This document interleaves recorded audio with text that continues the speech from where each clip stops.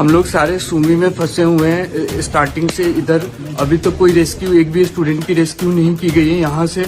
और यहाँ पे रोज बम धमाके हो रहे हैं। कल रात में भी बहुत बड़ी बम धमाके हुई थी यहाँ पे।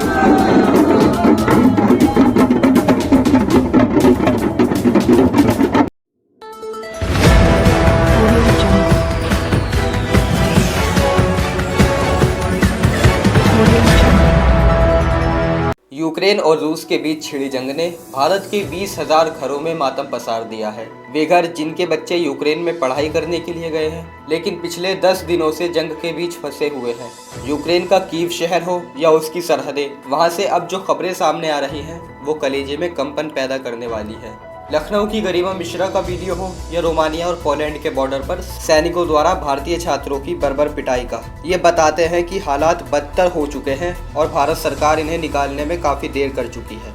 कई दिनों से जंग के साए में फंसे इन छात्रों के पास न खाने को भोजन है, न पहनने को पर्याप्त कपड़े। इस हालात में वो बॉर्डर पर जान बचाने की एक जंग लड़ रहे हैं।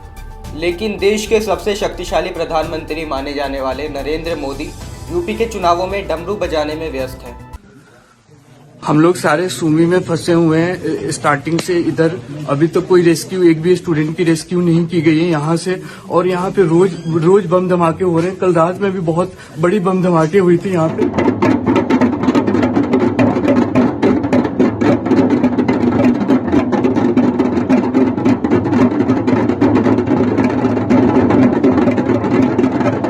हम चुल्लू भर पानी में जाके डूब के मर जा। हमें जो वहाँ पे यूक्रेन में आपको सेफ्टी प्रोवाइड करना चाहिए था, हमें जो सिटी ऑलरेडी इतनी खतरनाक थी, वहाँ पे या तो एम्बेसी से किसी को मदद के लिए भेजना था ताकि स्टूडेंट्स को वो गाइड कर सके बॉर्डर पे, वो तक नहीं किया गया है। रोमानिया बॉर्डर से 1000 किलोमीटर दूर है। 1000 किलोमीटर यहाँ से रोमानिया बॉर्डर तक जाना मुमकिन ही नामुमकिन है।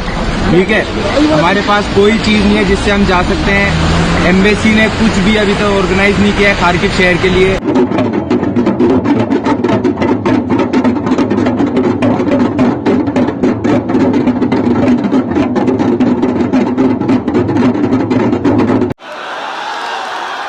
वाह मोदी जी, वाह वाह।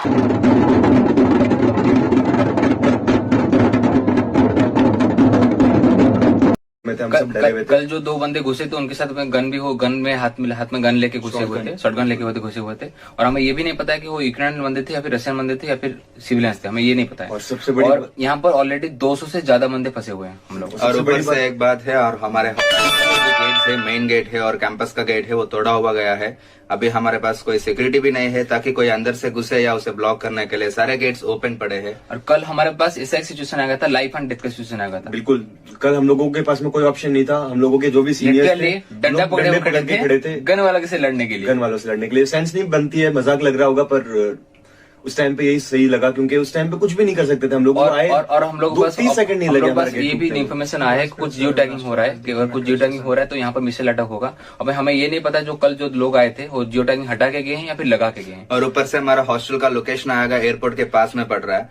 और हमारे दूसरे हॉस्टल का कैंपस भी है, उसके सामने भी कल पूरा बहुत राइड्स हुए हैं और बहुत सारा गन फायरिंग हुआ है कल रात को।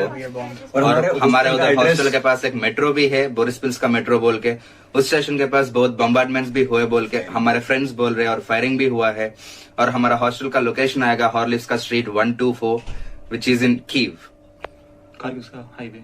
हम बस चाहते हैं कि कुछ भी लाइक इवैक्यूएशन, हमें पता है कि हम इंडिया पहुंचेंगे, लेकिन एटलीस्ट जल्दी से जल्दी पहुंचे। वो भी पता नहीं, ऐसा नहीं कि दिन रात रहेंगे या फिर जा जाएंगे। रात निकालना बहुत मुश्किल है, दिन में फिर भी कुछ नहीं होता। रात को 8 बजे के बाद से कुछ भी हो सकता है। 3 सेकंड में कुछ भी हो सकता है। शॉर्ट किया उन्होंने, 3 सेकंड में हमारी जान गई। एटलीस्ट अगर हो सके तो ये इन्फॉर्म करे जो इस जो एड्रेस है उस एड्रेस में स्ट्रीट 124 पे इंडियंस रहते हैं, ताकि हम लोग के पास एटलीस्ट ऐसा नहीं कि मिसल आए तो हम लोग की चीजें दिक्कत में आ जाए। प्लीज न्यूज में वो दिखाइए जो। सरकार की एक हकीकत यह भी है कि अब तक जो 400-500 स्टूडेंट भारत लाए गए हैं उन्हें इवेंट बनाकर प्रचार में व्यस्त है, जबकि वास्तव में उन्हें निकालने का श्रेय सरकार को ही जाता है। लेकिन बेहतर यह होता कि अगर वे युद्ध स्तर पर राहत बचाव अभियान चलाकर सभी 20,000 स्टूडेंट को वहां से सुरक्षित निकालती और फिर इसका श्रेय लेती लेकिन शायद सरकार की पीआर टीम को इस मुश्किल घड़ी में इवेंट ज्यादा फायदेमंद लगा। भारत की आंतरिक राजनीति हो या विदेश नीति, दोनों मोर्चों पर सरकार और उसके नेताओं को सर्वशक्तिमान के तौर पर ही प्रचारित किया गया है। लेकिन उसके 20,000 नागरिक जब मौत के मुहाने पर खड़े हैं तो वह बेफिक्री इख्तियार किए हुए हैं। और अब जब छात्रों के साथ हिंसा और उन्हें नुकसान पहुंचाने की तस्वीरें तक हंगामा मचा रही है तो राहत बचाव मिशन गठित किया गया है। एक सवाल यह भी उठ रहा है कि जब अमेरिका या दूसरे देशों ने यूक्रेन और रूस के बीच बिगड़े हालात को भांपकर अपने नागरिकों को पहले ही सुरक्षित निकाल लिया तो भारत सरकार ऐसा क्यों नहीं कर पाई। ऐसे कई सवाल हैं जिनके जवाब से पहले सरकार के छात्रों को सुरक्षित निकालना जरूरी है। वीडियो पसंद आई हो तो लाइक शेयर जरूर करें, चैनल को सब्सक्राइब करना ना भूलें। धन्यवाद।